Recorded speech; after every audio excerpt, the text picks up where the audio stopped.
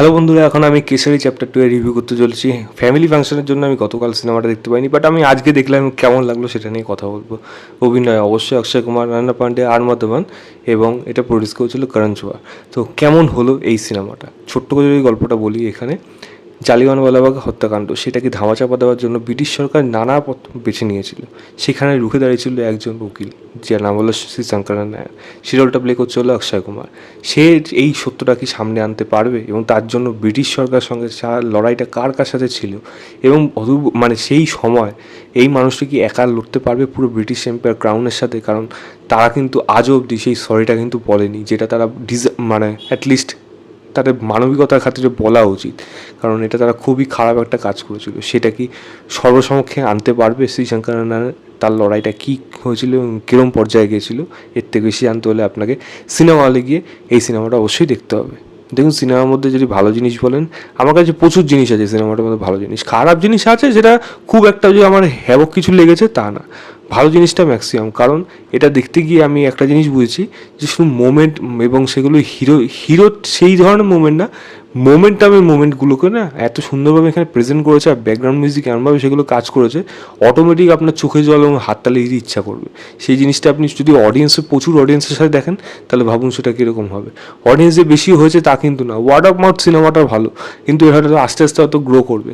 গতকাল এই সিনেমাটা যেরকম রেজাল্ট করেছে সেটা কিন্তু খুব একটা ভালো না, একেবারেই না, ডবল ডিজিটও যায়নি।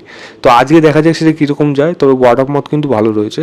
তবে হ্যাঁ, এইটুকু বলতে পারি, এই সিনেমার ভালো দিকের প্রথম জিনিস হলো এর প্রেজেন্টেশন, এর production value, art direction, background music এবং পারফরমেন্স, ডায়লগ, প্রত্যেকটা ডিপার্টমেন্টে এই সিনেমাটা পুরো 10-এর 10 পাবে। কারণ সেরকমভাবে কিন্তু পুরোপুরি এটা বানানো হয়েছে, এত সুন্দর এরাটাকে ক্রিয়েট করা হয়েছে, খুব সুন্দর তাদের কস্টিউমগুলোকে রাখা হয়েছে সেই সময় মানে শুধুমাত্র দেখুন রাস্তা ঘর দেখানোটা না, সেই সময় ছোট ছোট জিনিসগুলো, একটা খবরের নিউজ হোক বা খবরের নিউজে আর্টিকেলটা কীভাবে আসে, বা সেই আর্টিকেলের মধ্যে সাপোর্টিং যে অন্যান্য যে খবরগুলো থাকে সেইগুলোর দিকে যদি লক্ষ্য রাখেন, দেখবেন সেই সময় এসেন্স, যদি আপনারা পুরোনো দিনের পেপার এরকম নিউজ পেপার দেখে থাকেন, তার ছোঁয়া কিন্তু আপনি সেগুলোর মধ্যে দেখতে পাবেন। তো খুব ভেবে চিন্তে এগুলো কিন্তু করা হয়েছে, প্লাস অনেক ইনফরমেশন আছে যেগুলোকে রিসার্চ করে করা হয়েছে এত ছোট সময়ের মধ্যে। সিনেমার মধ্যে যেগুলো দেখানো হয়েছে, আমি সময় নিয়ে একটা কথা বলবো, সেটা পরে বলবো, বাট এইটুকু বলবো, যেইটুকু সময়ের মধ্যে তার দেখাতে পেরেছে সেটা কিন্তু অনেকটা ইনফরমেশন দেখিয়ে দিয়েছে। তো সেখান দিক থেকে যেরকম রিসার্চ করা হয়েছে, সেরকমভাবে এই পেছনে মানে প্রোডাকশন যে ভ্যালু যা ছিল কাজটার মধ্যে, দেখে প্রিমিয়ামনেস কাজটা যতটা ভালো লাগছে, যেরকম এখানে ব্যাকগ্রাউন্ড মিউজিক এক একটা জায়গায় যাভাবে মোমেন্টগুলো থেকে তুলেছে, আপনার বললাম না হাততালি দিয়ে উঠবেন, সেরকমই কিন্তু ছিল। দারুণ দারুণ মুভমেন্ট রেখে দিচ্ছে এখানে, ফাটাফাটি, মানে ব্যাকগ্রাউন্ড মিউজিক বোধ হয় এই সিনেমার বোধ হয় আরেকটা হিরো, মানে সেরকমই হয়ে দাঁড়িয়েছে, ফাটাফাটি ছিল সেখানে। এবং সেরকম প্রত্যেকটা জায়গায় যেরকম ডায়লগ, যেরকম ডেলিভারি হয়েছে, আর মাধবন ক্যারেক্টারটাকে যেরকমভাবে এনে, মানে যখন থেকে এসে তার মধ্যে যে কথার যে লড়াইটা, সেগুলো যখন দেখবেন, সত্যি আপনার মানে পয়সা উসুল ওখানেই, মানে লড়াইটা কিন্তু বেশ ভালো রকম জমেছিল অক্ষয় কুমারের সাথে আর মাধবন কোর্টের মধ্যে, সেটা কিন্তু আপনার বেশ ভালো লাগবে। এবং যেটা গানের যদি কথা বলি, সুন্দরভাবে ইউজ করা হয়েছে কেসারি গান, অরিজিনাল যেটা চ্যাপ্টার মানে 1-এ ছিল সেটা যেরকমভাবে ইউজ করা হয়েছে, প্লাস সেরা যেই গানগুলোকে এখানে ইউজ করা হয়েছে, গানের ইউজেজ এই সিনেমাটার মধ্যে কিন্তু বেশ ভালো। তো আপনার কিন্তু ওভারঅল দেখতে বেশ ভালো লাগবে। এবং যদি পারফরমেন্সের কথা বলি, অক্ষয় কুমার কিন্তু ফাটাফাটি একটা অভিনয় করেছে এই সিনেমাটার জন্য।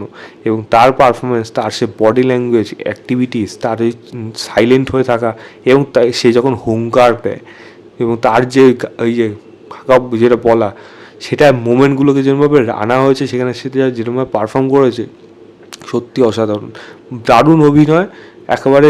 মানে বলা যায় যে one of the finest performance যদি বলা যায়, এই কাজটা কিন্তু তার মধ্যে থাকবে। আমি আর মাধবনের কথা বলবো, অবশ্যই যেখান থেকে আনা হয়েছে, তারপর তার যে লড়াইটা দেখতে কিন্তু বিশাল ভালো রকম জমেছে।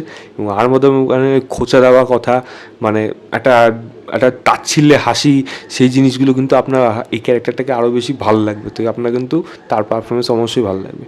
আমি যদি অনন্যা পান্ডের কথা বলি, অনন্যা পান্ডে কিন্তু সে যেরকম পারফর্ম করে তার থেকে মাচ বেটার পারফরমেন্স এখানে করেছে।